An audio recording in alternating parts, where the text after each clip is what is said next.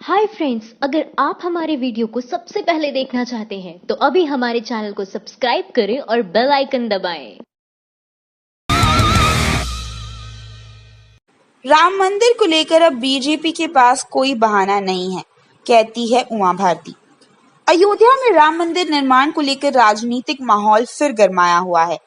केंद्र मंत्री और अयोध्या आंदोलन के अगुवा में गिनी जाने वाली उमा भारती ने कहा है कि अब राम मंदिर का निर्माण न करने का कोई बहाना नहीं चलने वाला। मध्य प्रदेश में चुनाव प्रचार के लिए आई उमा भारती ने सोमवार को यहां संवाददाताओं द्वारा पूछे गए सवाल के जवाब में कहा, मोहन भागवत हमारे परिवार के मुखिया है। हम सब उनकी बातों का अनुसरण करते हैं, लेकिन ये सत्य है कि उत्तर प्रदेश में योगी जी की सरकार है और केंद्र में मोदी जी की सरकार है।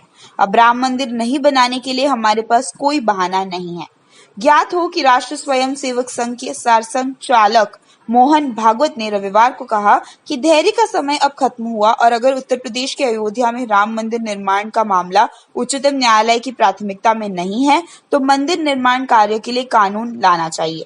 मोहन भागवत के बयान के बाद उमा भारती की प्रतिक्रिया ने ये जाहिर कर दिया है कि अयोध्या में राम मंदिर का मुद्दा अब तूल पकड़ सकता है। इससे पहले उमा भारती ने कहा, उद्धव ठाकरे की कोशिश की सराहना करती हूँ। राम मंदिर पर भाजपा का पेटेंट नहीं है। भगवान राम सबके है। मैं सपा, बासपा, अकाली दल, ओवैसी और आजम खान जैसे लोगों से राम मंदिर निर्माण के लिए आगे आने की अपील करती हूँ। मोदी सरकार में मंत्री उमा भारती का ये बयान बीजेपी में अंदर ही अंदर बेचैनी पैदा कर सकता है।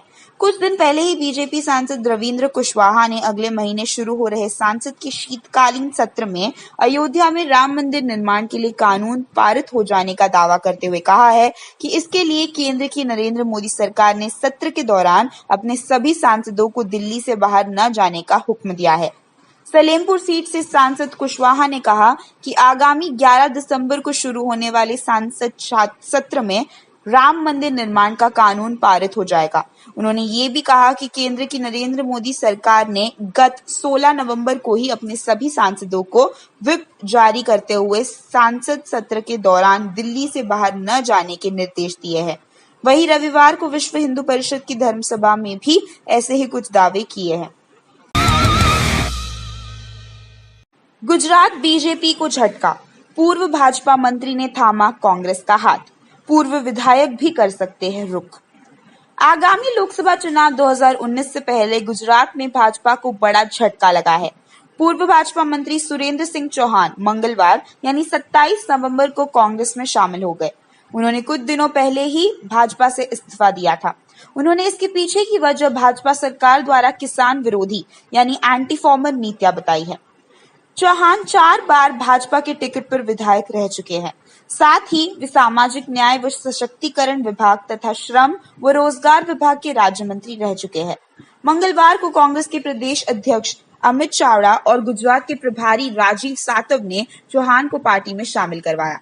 कांग्रेस नेताओं द्वारा कहा जा रहा है कि भाजपा के कई पूर्व विधायक भी कांग्रेस का दमन थाम सकते हैं। चौहान ने मंगलवार को राज्य के भाजपा प्रदेश अध्यक्ष जीतू वघानी को लिखे एक पत्र के माध्यम से आरोप लगाया कि सत्तारूढ़ पार्टी किसान विरोधी और प्रो अर्बन है। मीडिया से बात करते हुए चौहान ने कहा, भाजपा और इसकी सरकार जब किसान विरोधी बन गई तो मैंने इस्तीफा दे दिया। उन्होंने कहा कि किसानों को उनकी फसल का उचित न्यूनतम समर्थन मूल्य नहीं मिल रहा है। 2014 के लोकसभा चुनाव में भाजपा ने किसानों को लेकर जितने भी वादे किए थे वे सारे झूठे साबित हो रहे हैं। पूर्व भाजपा नेता ने दावा किया कि सत्तारूढ़ पार्टी उन्हें और पूरी किसान बिरादरी को नजरअंदाज कर रही थी। और महंगी पड़ी नोटबंदी, रिपोर्ट में दावा 2 साल में ही बेकार हुए 2000 और 500 के नोट, 10 रुपए के नए नोटों पर भी खतरा। 2 साल पहले की गई नोटबंदी और महंगी पड़ने वाली है। अमर उजाला की एक रिपोर्ट के मुताबिक 2000 और 500 रुपए के नोट 2 साल में ही चलने लायक नहीं रह गए हैं। इन्हें एटीएम में भी नहीं डाला जा सकता। 10 रुपए के नए नोटों पर भी ऐसा ही खतरा मंडरा रहा है।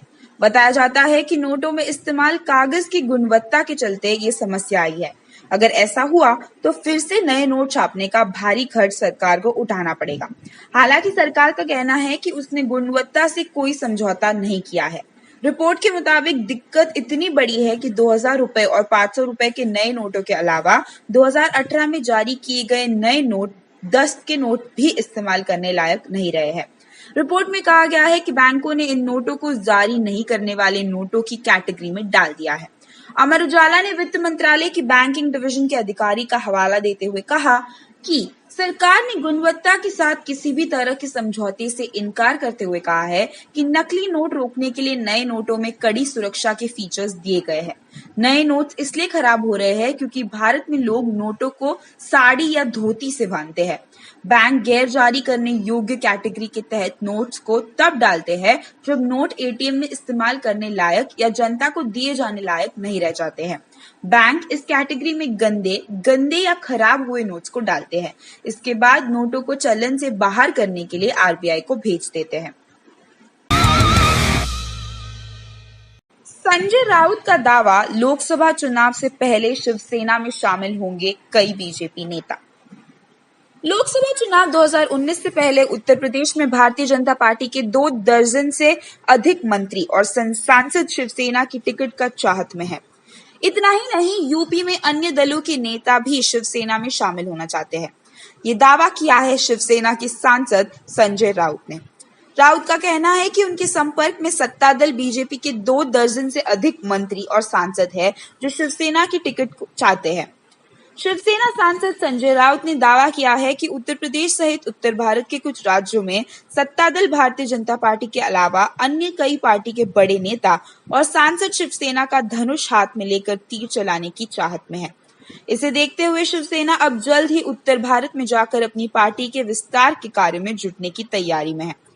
बता दें कि शिवसेना महाराष्ट्र में ताकतवर है, लेकिन उत्तर भारत में पार्टी का अब तक जनाधार न के बराबर है। हाल ही में अयोध्या में राम मंदिर को लेकर किए गए आयोजन को लेकर जैसा रिस्पांस मिला है, उससे शिवसेना उत्साहित है। शिवसेना पूरी तरह से आश्वस्त है कि उनके बढ़ते कदम पार्टी के लिए काफी लाभदायक होंगे। जब अयोध्या में राम मंदिर बनाने को कांग्रेस लाई थी अध्यादेश और बीजेपी ने किया था विरोध। राम मंदिर बनाए जाने के लिए अध्यादेश लाने की मांग अचानक से कुछ संगठनों ने तेज कर दी है। कांग्रेस सरकार ने ऐसा ही एक अध्यादेश मस्जिद गिराए जाने के 1 महीने बाद जारी किया था, लेकिन उस समय बीजेपी ने इसका विरोध किया था। राम मंदिर बनाए जाने के लिए अध्यादेश लाना कोई नई बात नहीं है। केंद्र की बीजेपी सरकार भले ही अभी इसके लिए विचार कर रही हो, लेकिन करीब 25 साल पहले ही कांग्रेस सरकार अयोध्या में राम मंदिर के निर्माण के लिए अध्यादेश ला चुकी है। यह जनवरी 1993 में हुआ था, मतलब बाबरी मस्जिद गिराए जाने के केवल 1 महीने बाद। उस वक्त पीवी नरसिम्हा राव देश के प्रधानमंत्री थे। 7 जनवरी 1993 को राष्ट्रपति शंकर दयाल शर्मा ने भी इसे मंजूरी दे दी थी। बाद में एक तत्कालीन गृह मंत्री एसबी चौहान ने इस बिल को मंजूरी के लिए लोकसभा के सामने रखा था। पास होने के बाद इस अयोध्या अधिनियम कहा गया था। हालांकि उस वक्त बीजेपी ने इसका विरोध किया था। इंडिया टुडे की एक रिपोर्ट के मुताबिक बिल को पेश करते हुए तत्कालीन गृह मंत्री एसबी चौहान ने कहा था, देश के लोगों में सांप्रदायिक सौहार्द और भाईचारे की भावना बनाए रखना जरूरी है। नरसिम्हा राव सरकार इस अधिनियम के जरिए 2.77 एकड़ की विवादित भूमि ही नहीं, बल्कि इसके चारों ओर की 60.70 एकड़ जमीन भी अधिग्रहित कर रही थी।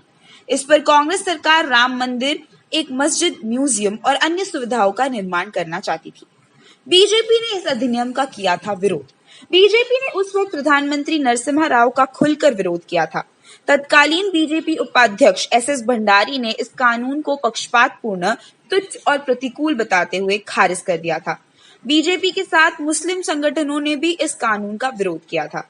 सुप्रीम कोर्ट भी गया मामला, लेकिन बाद में लटका रह गया। नरसिम्हा राव सरकार ने अनुच्छेद 143 के तहत सुप्रीम कोर्ट से भी इस मामले पर सलाह मांगी थी, लेकिन सुप्रीम कोर्ट ने राय देने से मना कर दिया था।